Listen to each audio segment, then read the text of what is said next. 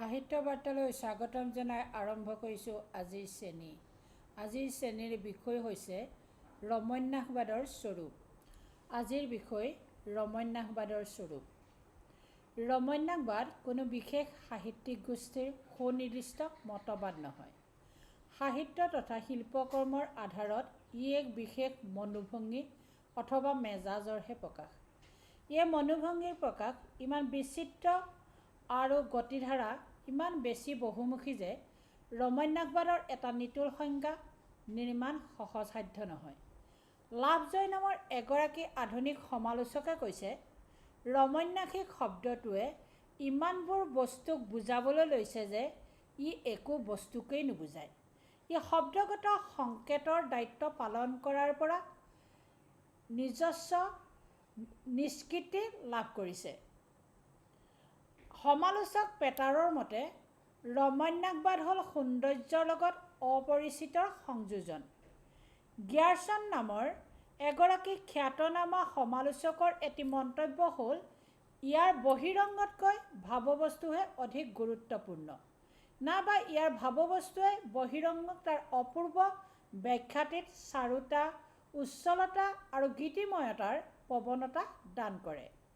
ৰমন্যাসিক সাহিত্যৰ উৎকৃষ্টতা অথবা নিকৃষ্টতা নিৰ্ভৰ কৰে ভাৱবস্তুৰ অন্তৰালত থকা অনুপ্ৰেৰণাৰ তাৰতম্যৰ ওপৰত। হাৰ্ফৰ্ডৰ মতে কল্পনা শক্তিৰ অনন্যসাধাৰণ বিকাশেই ৰমন্যাসবাদ। স্বীকাৰ নকৰি নোৱাৰি যে হাৰ্ফৰ্ডৰ সংজ্ঞাটোৱেই ৰমন্যাসবাদৰ লগত সম্পৰ্কিত ঐতিহাসিক পটভূমিকাৰ যিমান ধুনীয়াকৈ দিব পাৰে, ইয়াৰ স্বৰূপ ব্যাখ্যা সিমান সলসলীয়াকৈ দিব নোৱাৰে। সাহিত্য জগতত এটা কোমল নাম হৈছে ৰমন্যাসবাদ। ই মনলৈ আনে কিছুমান আলসুৱা অনুভৱ। ৰমন্যাসিক কবিৰ কবিতাত বৰ্ণনীয় বিষয়ৰ কেৱল যথাযথ ছবি এখনকে পোৱা নাযায়। ৰমন্যাসিক কবিৰ কবিতাত থাকে অতিৰিক্ত এটি গুণ। সেই নিৰুত্তাপ বিষয়বস্তুক প্ৰাণৰ উত্তাপ সানি তেওঁলোকে দাঙি ধৰে।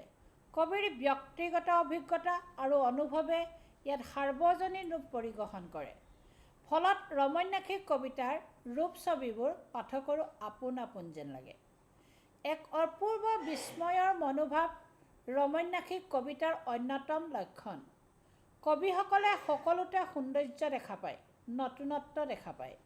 ব্যাখ্যাহীন মনোভাৱৰ বিস্ময়ৰ অনুভূতিয়ে সেইবোৰ কবিতাত সৌন্দৰ্য সৃষ্টি কৰে। ৰমন্যাসিক কবিতাৰ শ্ৰেষ্ঠতম অৱদান হ'ল মানুহৰ অসীম সম্ভাৱনাৰ স্বীকৃতি। ধ্ৰুপদী সাহিত্যৰ দেৱতা আৰু ৰজা ৰাজপুৰুষৰ ঠাইত ৰমন্যাসিক সাহিত্যক স্বীকৃতি দিলে সুখে দুখে ভৰা সাধাৰণ মানুহৰ। এই সৰল সাধাৰণ মানুহখিনি সকলো ধৰণৰ স্বাভাৱিক চৰিত্ৰ আৰু সমস্যাৰে সৈতে কবিতাত জিলিকি উঠিল। কেতিয়াবা অতি প্ৰকৃতিবাদেও ৰমন্যাসিক কবিতাত ভুমুকি মাৰে। কবিসকলে আৱিষ্কাৰ কৰে এইখন জগতৰ মাজতে থকা এখন অলৌকিক জগত।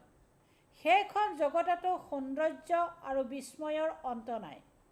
ৰমন্যাসবাদ হ'ল বৈচিত্ৰ্যৰ সমাৱেশ। ইয়াৰ ভাষা আৰু শৈলী ধ্ৰুপদী সাহিত্যতকৈ বেলেগ। অনাড়ম্বৰ অথচ মধুৰ আৰু স্বচ্ছন্দ ভাষা এইবোৰৰ বৈশিষ্ট্য। ছন্দৰ ক্ষেত্ৰতো ৰমন্যাসক কবি সদায়ে নতুন পথৰ সন্ধান কৰোঁতা।